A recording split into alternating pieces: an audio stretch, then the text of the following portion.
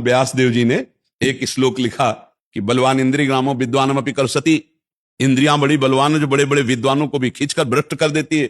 इसलिए एकांत में अपनी बहन के पास बहुत समय तक नहीं रहना चाहिए, अपनी बेटी के पास भी बहुत समय तक नहीं रहना चाहिए, और पुत्र जवान हो तो एक सैया पे एकांत में मां को भी नहीं लेटना चाहिए। तो जैमिनी जी बड़े ऋषि हैं, तो उनका प्रभु ऐसा कैसे हो सकता है कि विद्वान है वो और जानता है मेरी बहन है और बेटी है, पवित्र भाव, तो वो ऐसा कैसे कर सकता है? आपने जो श्लोक लिखा तो मुझे संशय नहीं, पर मुझे आप समझाइए कि ऐसा कैसे, जो विद्वान है, मूर्ख हो तो बात अलग है। तो उनका इस प्रश्न का उत्तर तो हम कुछ दिन बाद देंगे। हमें याद आ गया, हमको बद्री नारायण वाले आश्रम में जाना है। अब ये उत्तर है उनके प्रश्न का।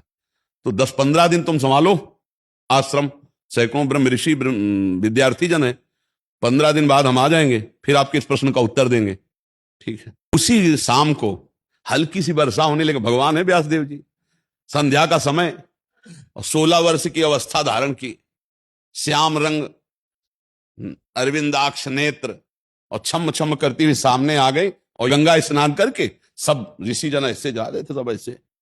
तो जैमिनी जी के पास आई और कहा, भगवान रात्रि का समय आने वाला है, बड़ा भयावह है, मैं अपना घर भूल गई हूं, आज रात्रि अपने आश्रम में आप जगह दे देंगे क्या? उनका नहीं, गुरुदेव बाहर गए हुए हैं और सख्त आदेश है, ब्रह्मचारियों का स्थान है, या स्त्री प्रवेश निषेध। प्रभु स्त्री की बात नहीं है, मैं आपकी शरण में हूं, मेरी जान का खतरा है, मैं अकेली हूं जंगल में, और शरणागत के लिए तुम्हारे गुरुजी ने समझाया कि शरणागत की रक्षा करनी चाहिए।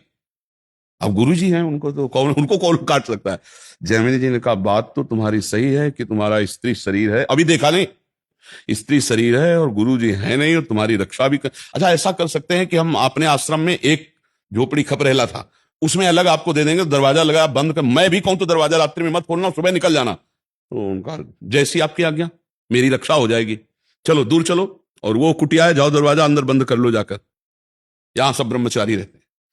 अब जाके जो संध्या वंदन करके ध्यानस्थ हुए, फिर दिमाग में आया कि हमने पूछा नहीं कि तुम रात्रि में अकेले कैसे फंस गई, आखिरकार हो कौन, कहां से आई हो, तुम्हारा ब्याह हुआ है कि नहीं हुआ है, विविध प्रकार का उसी का चिंतन होने लगा।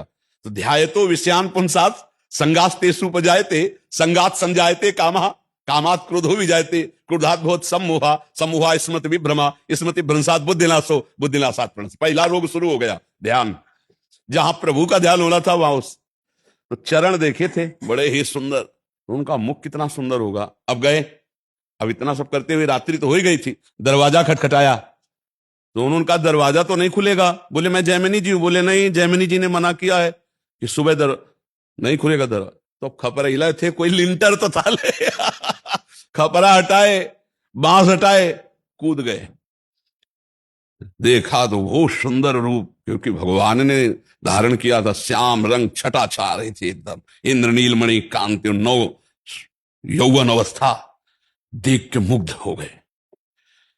अब सब पूछना भूल गए कि तुम कहां से आई हो, क्या कुछ नहीं पूछा, तुम्हारा ब्याह हुआ है? नहीं। तो तुम ब्याह कर सकती हो? हां, हमसे कर सकती हो? बोले आप जैसा ऋषि मिले तो फिर क्या कहला, ब्याह तो कर ही लेगी। तो उनका, फिर ब्याह कर लो हमसे। तो उनका शर्त है, जहां आप स्नान करने गए थे वहां काली जी का मंदिर है, वहां तक अपना मुंह काला करो, हमें पीठ में बैठा लो और वहां तक ले चलो, फिर वो आम जयमाला डाल देंगी तुम्हारे। तो सोचा अंधेरे का मामला है, बोले ठीक है।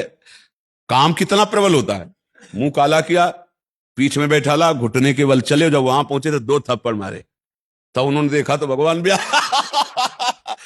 व्यासदेव जी ने कहा, श्लोक गलत है कि सही? बोले गुरुदेव सही है, क्योंकि इतने बड़े विद्वान जैमिनी ऋषि, तो बोले तुम्हारे लिए तो संपूर्ण जगत, जननी के भाव में देखो या बेटी के भाव में देखो या बहन के भाव में देखो, तुम्हारा भाव क्यों बदल गया? इस श्लोक में लिखा है कि गलत है कि? बोले गुरुदेव पक्का सही, अब कभी दूर रहा। तो ये बात